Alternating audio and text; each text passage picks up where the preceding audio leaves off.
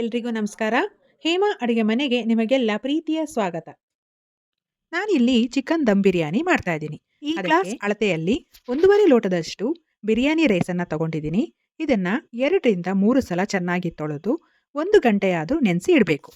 ಹಾಗೆ ನಾನಿಲ್ಲಿ 6 ಮೀಡಿಯಂ ಗಾತ್ರದ ಈರುಳ್ಳಿಯನ್ನು ತಗೊಂಡಿದ್ದೀನಿ. ಅದನ್ನು ಉದ್ದವಾಗಿ ಸ್ಲೈಸ್ ಆಗಿ ಕಟ್ ಮಾಡಿಕೊಂಡು ಒಂದು 10 ಟೇಬಲ್ ಸ್ಪೂನಷ್ಟು ಕುಕ್ಕಿಂಗ್ ಆಯಿಲ್ನ ಹಾಕಿ ಗೋಲ್ಡನ್ ಬ್ರೌನ್ ಬರೋವರೆಗೂ ಚೆನ್ನಾಗಿ ಫ್ರೈ ಮಾಡಿ ಇಟ್ಕೋಬೇಕು. ಹಾಗೆ ನಾನಿಲ್ಲಿ 1 ಕೆಜಿ 200 ಗ್ರಾಮಷ್ಟು ಚಿಕನನ್ನು ತೊಗೊಂಡಿದ್ದೀನಿ. ಅದನ್ನು ಕ್ಲೀನ್ ಮಾಡಿ ಇಟ್ಕೊಂಡಿದ್ದೀನಿ. ಅದಕ್ಕೆ 1 ಟೇಬಲ್ ಸ್ಪೂನಷ್ಟು ಅರಿಶಿನ ಪುಡಿ, 2 ಟೇಬಲ್ ಸ್ಪೂನಷ್ಟು ಖಾರದ ಪುಡಿ, ಹಾಗೆ 1 ಟೇಬಲ್ ಸ್ಪೂನಷ್ಟು ಉಪ್ಪು, ಹಾಗೆ 1 ಟೇಬಲ್ ಸ್ಪೂನಷ್ಟು ಧನಿಯಾ ಪುಡಿಯನ್ನು ಹಾಕ್ತಾ ಇದ್ದೀನಿ. ಹಾಗೆ 1 ಟೀ ಸ್ಪೂನಷ್ಟು ಕಾಶ್ಮೀರಿ ಚಿಲ್ಲಿ ಪೌಡರ್, ಹಾಗೆ 2 ಟೇಬಲ್ ಸ್ಪೂನಷ್ಟು ಶುಂಠಿ ಮತ್ತು ಬೆಳ್ಳುಳ್ಳಿ ಪೇಸ್ಟು, ಜೊತೆಗೆ 1 ಟೀ ಸ್ಪೂನಷ್ಟು ಗರಂ ಮಸಾಲಾನ ಹಾಕ್ತಾ ಇದ್ದೀನಿ.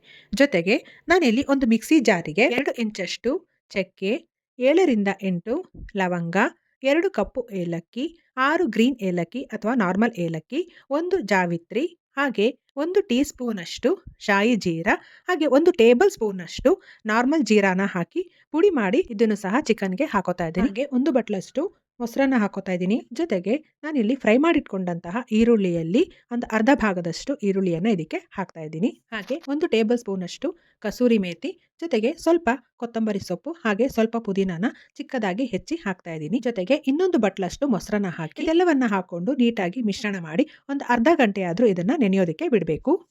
ನಂತರ ಒಂದು ದಪ್ಪ ತಳದ ಪಾತ್ರೆಗೆ ನಾನಿಲ್ಲಿ 5 ರಿಂದ 6 ಟೇಬಲ್ ಸ್ಪೂನಷ್ಟು ಕುಕ್ಕಿಂಗ್ ಆಯಿಲ್ನ ಹಾಕೋತಾ ಇದ್ದೀನಿ. ಹಾಗೆ ಮ್ಯಾರಿನೇಟ್ ಮಾಡಿಟ್ಟಂತಹ ಚಿಕನನ್ನು ಹಾಕೋತಾ ಇದ್ದೀನಿ. ಹಾಗೆ ಮ್ಯಾರಿನೇಟ್ ಮಾಡಿದಂತಹ ಪಾತ್ರೆಗೆ ಸ್ವಲ್ಪ ನೀರನ್ನು ಹಾಕ್ಕೊಂಡು ಅದನ್ನು ಹಾಕೋತಾ ಇದ್ದೀನಿ. ಇದಕ್ಕೆ ಜಾಸ್ತಿ ನೀರನ್ನು ಹಾಕೋಬಾರ್ದು. ಮೊಸರನ್ನ ಹಾಕಿರೋದ್ರಿಂದ ಅದರಲ್ಲೇ ನೀರಿನ ಅಂಶ ಇರುತ್ತೆ.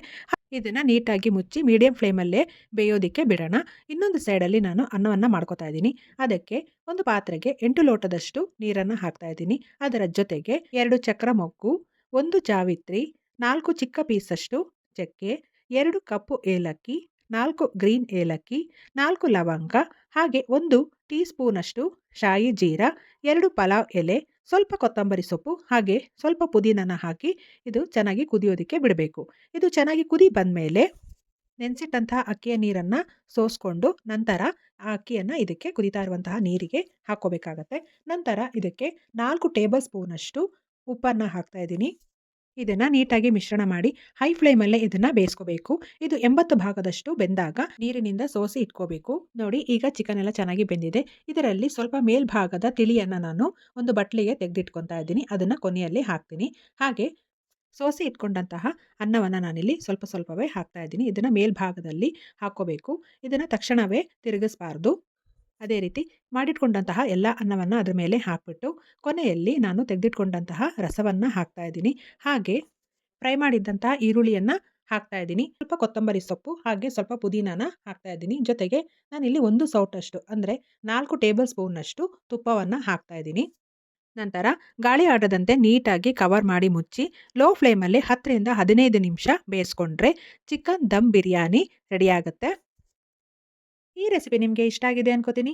ಇಷ್ಟ ಆಗಿದ್ರೆ ಪ್ಲೀಸ್ ಲೈಕ್ ಮಾಡಿ, ಶೇರ್ ಮಾಡಿ, ಸಬ್ಸ್ಕ್ರೈಬ್ ಮಾಡಿ, ಹಾಗೆ ಇನ್ಸ್ಟಾ ಮತ್ತು ಫೇಸ್ಬುಕ್ಕಲ್ಲಿ ಫಾಲೋ ಮಾಡಿ. Thank you.